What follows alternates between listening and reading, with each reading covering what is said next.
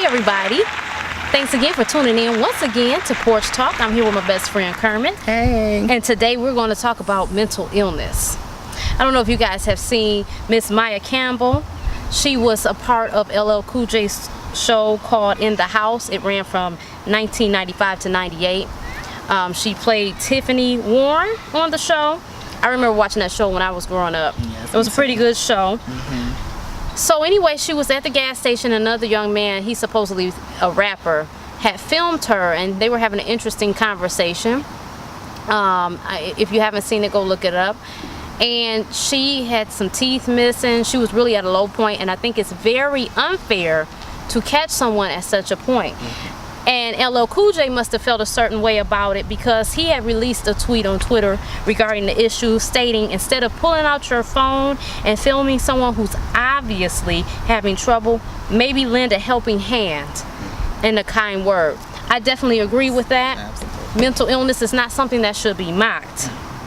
Just to give you a little idea, statistically, approximately 1 in 5 adults in the United States, that's 43.8 million or 18.5%, experiences mental illness in a given year. Serious mental illness costs America $193.2 billion in lost earnings per year. Adults, Black African Americans, are 20% more likely to report serious psychological distress than adult whites.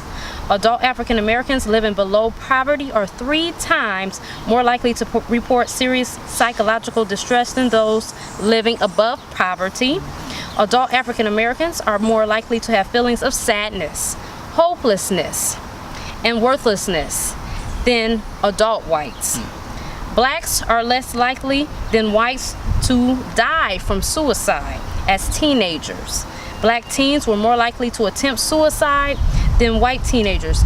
We're talking about 8.3% versus 6.2%. So as you can see, this is a very serious issue. You know, we as Black people face so many, so much opposition and so many obstacles, and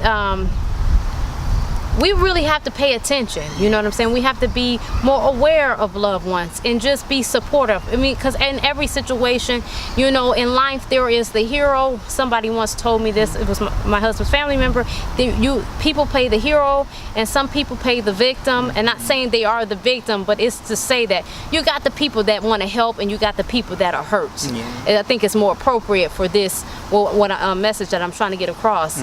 And we need to be the ones to help. And if you can't, sometimes you can't help, but what you can do is not hurt. That means not make fun of these people, not exploit them at their low points. If you can't do anything, the best thing is for you to do nothing at all. So I'm gonna go over here to you, Kermit, and share with me, your experiences with mental illness and how you feel about it, and in any way you would feel comfortable doing. Definitely. Mental illness, and it's such a topic that I feel like in the Black community we want to hide that. We don't want to, you don't want anybody to know, oh, my family, I have a crazy family member, or my mom or dad is crazy. You don't want anyone, it's just something in the Black community that we tend to hide. And it's so, what we have to understand is that it's so very common, and I think hiding it and putting it away is not, it doesn't do anything. I myself, my mother, herself, she battled drug addiction, and when I was younger, I always thought that the drug addiction was her issue, like, oh my gosh, she does these drugs, and the drugs are, that's her problem. And when I got older, what I realized was that she battled things way before drugs. It was she battled depression most of her life, and anxiety and all of those things, and so that was something, the drugs, that was just something that was masking the issues that she had already had, and a lot of times it's like that for many drug addicts. They're battling other issues that that are just sort of numbing what's really going on. So that's the unfortunate part. And I think we in the Black community, especially especially in the Black community. We have to start, you know, addressing it. We have to start helping and, you know, finding, you know, resources, you know, giving them resources, you know, not just putting them on the street, you know, and say, oh, you know, oh, Pete crazy, you know, oh, let them be crazy, you know, oh, Tina crazy, you know. No, what can we do to help them, you know? Find those resources for people. And you're so right, because, you know, we quick to look at that motherfucker over there, look at him, look at him acting crazy, you know, and he act, you know, this person has a problem, you know, everything is not a joking matter. The thing is healthcare is an issue. Everybody does not have health care. Those who have assisted health care from the state don't necessarily get the same care as those with the health care that they pay, the more expensive health care. So, you know, that leaves them to self-medicate, and they're using street drugs. They're on cocaine, they're on heroin, they're on crystal meth, they're on a litany of things. We can go on and on and on and list. And even the pharmaceutical drugs, they're not necessarily the best either, because they have their side effects, and sometimes people end up taking their own life based on the side effects, you know. So it's not a necessarily win-win situation. But here's the thing, I know that African Americans have this big thing about religion, and a lot of times we feel like if Jesus got to fix it, and, you know, we pray about it and put it in his hands and leave it alone. But we've got to understand that our Creator has put people on the earth that he works through to help us, and we need to get help. You know what I'm saying? If you think you're hearing voices all the time, or, you know, you're always feeling down and out, those are just some symptoms that you might need some help. You know, if you're getting these kind of thoughts to do things to harm others, you know, you need to get some help. There are people that are licensed to handle such a thing, and we need to, you know, I'm making this video today to say it's okay, you know what I'm saying? And, you know, the Lord does work in mysterious ways, I won't deny that, but that cannot be your only course of action.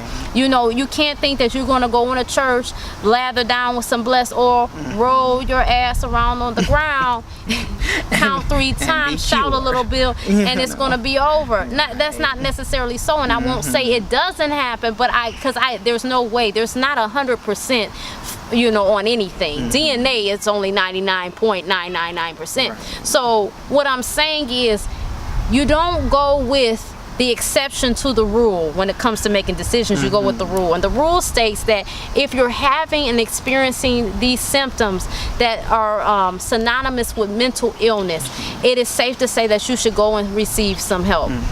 And for those people who think, shame on that young man for exposing this young lady. She has been battling with this for a long time. I can remember when she was on Ayanla Fix My Life, and that was a while back. I don't even remember, but that was a while back, and she's been dealing with this. So God bless her, and it's a shame on that person, you know, in the way he was just engaging in the conversation, Kermit. You could tell that he thought it was funny because he was entertaining it and nagging it on, like, what you say, not saying he said that verbatim, but you know how you want to get somebody to really carry on and run out.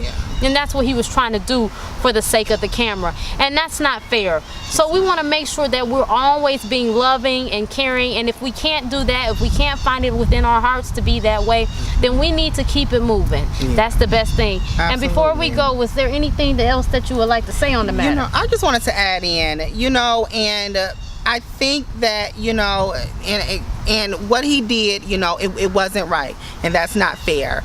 And I think we have to start looking at it like, you know, we need to help them, and not, you know, that this isn't something that's funny. I think so many times in this, especially in the Black community, you know, when you grow up, you know, everybody around you, you know, you got so many, you know, drug addicts around you, and folks that's crazy and talking to themselves and rapping to themselves and all of that stuff, and you know, you're so used to it, you're sort of numb to it. And so you recording her or something, or recording someone with mental illness, that's you wouldn't look at that as something that's a harsh thing.